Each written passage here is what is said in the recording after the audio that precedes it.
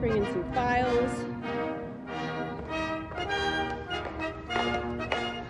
When I was growing up, my parents didn't know any better. They let me eat the American food supply because they were just so happy to be here. They were immigrants from India.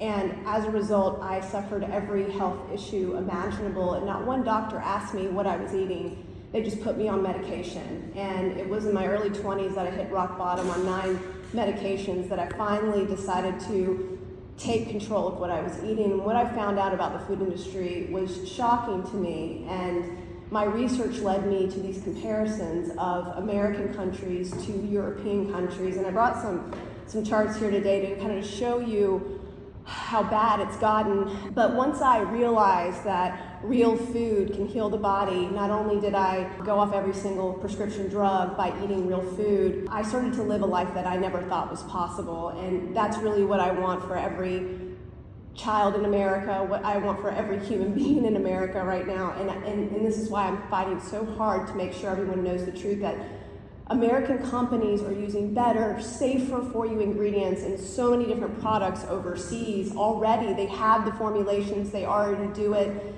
and we deserve the same. And thank you, Secretary Kennedy, for meeting with these food giants yesterday. I heard about how some of that went, and I would love for you to share a little bit more about that in just a minute, but I want to show you just some examples. This is, a pack of Doritos that, every soccer field in America has after a game. Here in the United States, it has MSG, it has red 40, yellow 5, yellow 6, all of those ingredients linked to hyperactivity in children, eczema, asthma, other things. The MSG is the ingredient that hijacks your brain. It was amazing. I sat down with Secretary Kennedy at a dinner with Senator Haggerty, who used to be the ambassador to Japan, and he said that they would give MSG to soldiers to make them eat more in the time of stress. It would get their appetite stimulated, so they would eat more, and it's the reason why they give MSG to rats in obesity studies to study obesity drugs.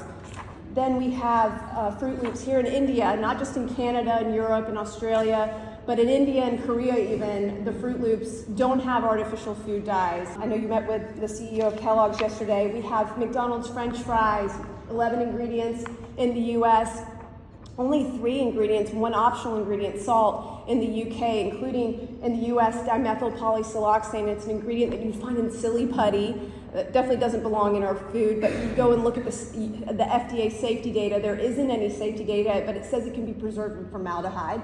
Then you have TBHQ, an ingredient that affects your immune system, triggers an allergic response in children. And this is something that we have in our French fries here in the United States, but McDonald's has figured out how to do it better for people in other countries. Fanta, I picked this because this is President Trump's favorite drinks here. In the US version here, high fructose corn syrup, sodium benzenate, yellow 6, and red 40. On the UK version, they're using real orange juice. Real orange juice in the Fanta in the UK. And then Skittles, I think this is such a great example of an ingredient that you kind of see how many different artificial food dyes are here in the US version, and then including titanium dioxide that was just banned in Europe outright because it causes DNA damage. Then we have Gatorade. Now, again, going back to that soccer field and all the sports and the emphasis on fitness, so many athletes, so many kids are getting fed Gatorade every single day, but here in the United States, it includes caramel color level 4, an ammonia-based dye that's linked to cancer, according to the International Agency for Research on Cancer. In the UK, they're using carrot juice. This has got to stop today, that American companies are poisoning us with ingredients they don't use in other countries, and this hypocritical double standard has to stop today. Americans deserve safe food, and our children deserve safe food that other countries are getting by our own American companies. And I would love to hear what you have to say about that, Secretary Kennedy. We're going to fix this by hopefully within 2 years, but by the end of this 4-year period, that we are not going to be using ingredients in our food that are illegal in Europe. We have 10,000 ingredients in our food.